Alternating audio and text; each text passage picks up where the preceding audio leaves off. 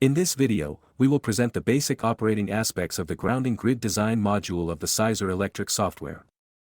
We will describe the process for designing a grounding grid, calculate the grid parameters, such as grid resistance, tolerable touch and step potentials generated by the grid.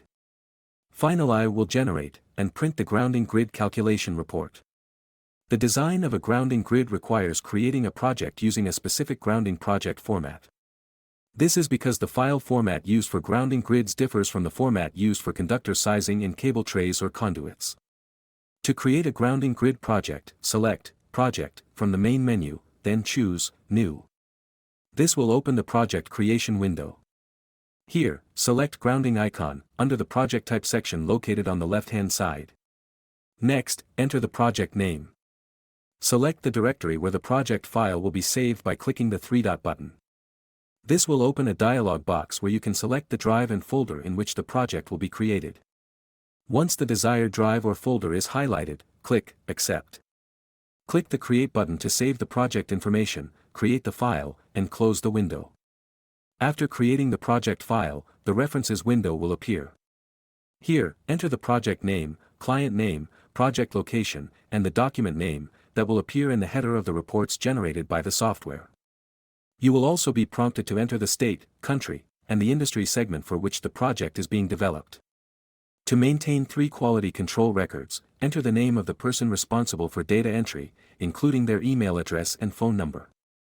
Next, enter the information for the person who will review the project, and finally, the information for the person who will approve the reports. Click OK to validate and save the information. If you need to edit the information in the References window later, select Views from the main menu and then choose References. To begin creating grounding grid designs, select Views from the main menu and then Grounding, or click the grounding grid icon on the toolbar. A data grid with its own toolbar will appear. Each record in this grid represents a grounding grid design.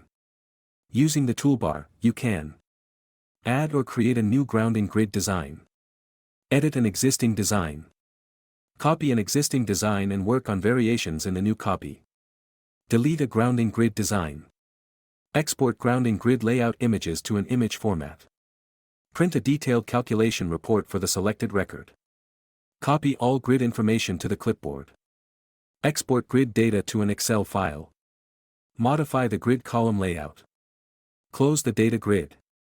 To create a new grounding grid design, click the Add icon on the toolbar. This will open a floating window with a two-dimensional layout of the grounding grid displayed in the background. Note that you can click and drag the title bar of this window to reposition it as needed. This window includes a common area for entering the study name, and 3 tabs for entering the grounding grid layout and the technical data required for the analysis. In the background, you will see the grounding grid layout with default dimensions for grid length, width, and spacing between horizontal and vertical conductors. This graphic updates dynamically as data is entered. In Sizer Electric, rectangular and square grounding grid models can be created, and designs should consider uniform spacing between horizontal and vertical conductors. Enter the study or design name for the grounding grid. Select the Layout tab. Here, define the overall grid dimensions by entering the length and width. Then define the number of horizontal and vertical conductors. Note that as these values are entered, the horizontal spacing and vertical spacing fields are updated automatically. At the same time, the layout graphic in the background updates to reflect the grid design and its dimensions. Select the conductor size, then choose the conductor material from the list. The list includes the most common materials used for grounding grids. Each material defines its thermal constants for thermal stress calculations. If you want the software to verify whether the conductor can withstand the fault current, select the corresponding checkbox. If the conductor size was selected based on soil corrosion considerations, leave this checkbox unchecked. Finally, select whether the connectors used for the intersections between horizontal and vertical conductors are mechanical or welded. Next, select the Ground Rods tab. Enter the ground rod length in meters. The drop-down list displays typical rod diameters in meters along with their inch equivalents. You may select a diameter from the list or manually enter the rod diameter in meters. Once the rod length has been defined, the next step is to place the rods within the grid layout. This step requires interaction with the graphic 2D grid layout.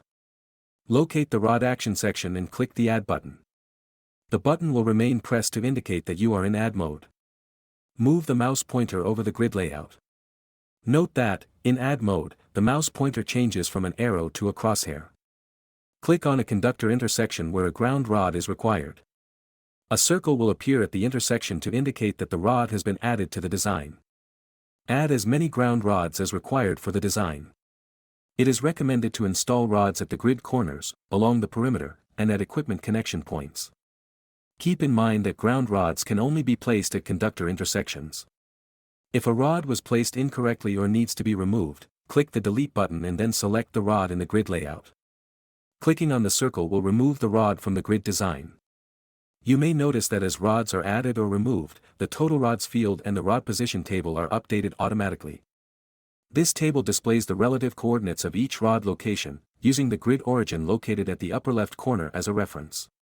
The coordinates are based on the number of conductors to the right or downward from the origin. Next, enter the soil data in the Soil tab. Enter the grid burial depth in meters. Electrical substations typically include a surface layer of gravel or concrete. In this field, enter the thickness of the surface layer, in meters. Locate the resistivity section to define the resistivity values for the surface layer and the soil. 3 fields are provided. Surface layer resistivity, in ohm meters. Soil resistivity, obtained from a site-specific geoelectrical soil study. Soil layer 2 resistivity, used when the soil is non-uniform. If the soil is non-uniform and includes a second layer with different resistivity, enter its value in the Soil Layer 2 field.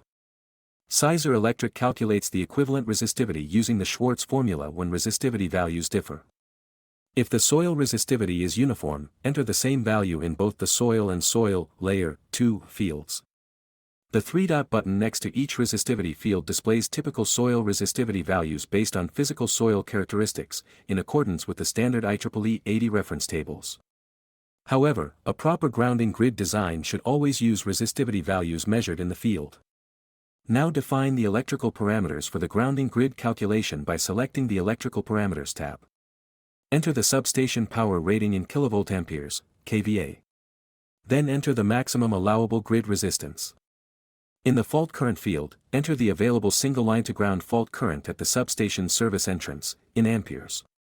Refer to standard IEEE Std for recommendations on selecting the appropriate fault current value.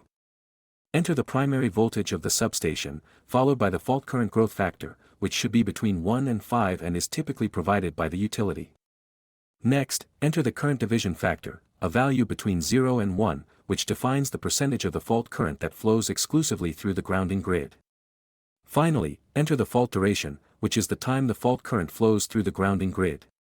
This value usually corresponds to the total fault clearing time of the substation's main protective device, including detection dash, contact opening dash, and arc extinction time.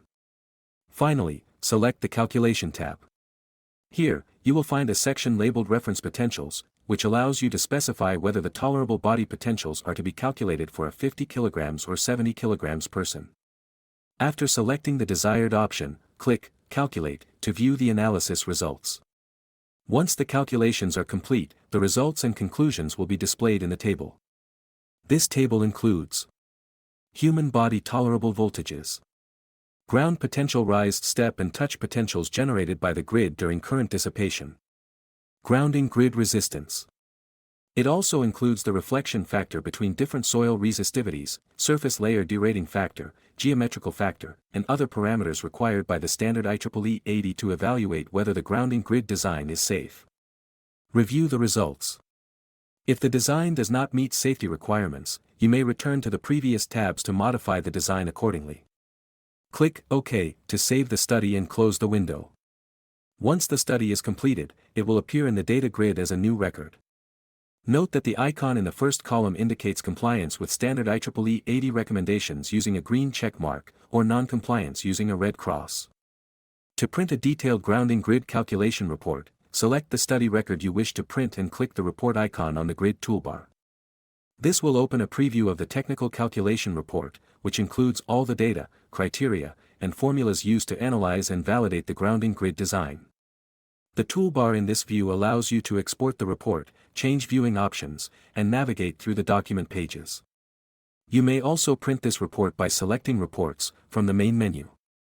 A menu will open on the left side of the screen. Select the grounding group, then choose Technical Report. A list of available studies will be displayed. Select the desired report in the filter window and, if necessary, customize the report header in the report name field. Click OK to continue. To view the input data used for the analysis, print the grounding grid report from the Reports option in the main menu. Then select the grounding group and the grounding grids option. A filter window will appear to select the studies to be printed. Highlight the study in the list and, if needed, customize the report header. Click OK to proceed. This report provides a high-level summary of the main design data, calculation factors, results, and a graphical representation of the grid layout. You may print, export, and navigate through the report using the toolbar and the scroll bar on the right side of the window. Click the X-shaped icon to close the window. Remember that you can also generate calculation reports in English. To do so, go to the language option in the main menu and select English. Follow the same steps to print the report and note that the report is now displayed in English. This feature facilitates information sharing with third parties and simplifies review or approval processes with other organizations. To return to Spanish, select Language and then Spanish from the main menu. You can customize the color scheme used in the grounding grid layout window and in the reports. To change the colors, select Tools from the main menu and then System Settings. In the main configuration window, select the Grounding Grid Settings tab. Two columns of drop-down menus are provided. The left column controls report colors, and the right column controls on-screen design and review colors. You can modify background colors, conductor colors, dimension labels, and the colors of the circles representing ground rods. Click OK to apply the settings and close the window. These are the basic steps for using the grounding grid design module of the Sizer Electric software.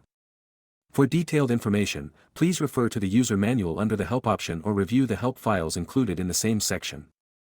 Remember that online help is always available by pressing the F1 function key on your keyboard. Thank you for your attention. We also recommend watching the complementary videos on conductor selection, cable tray and conduit selection, and circuit distribution on reels to gain a complete understanding of the Sizer Electric software.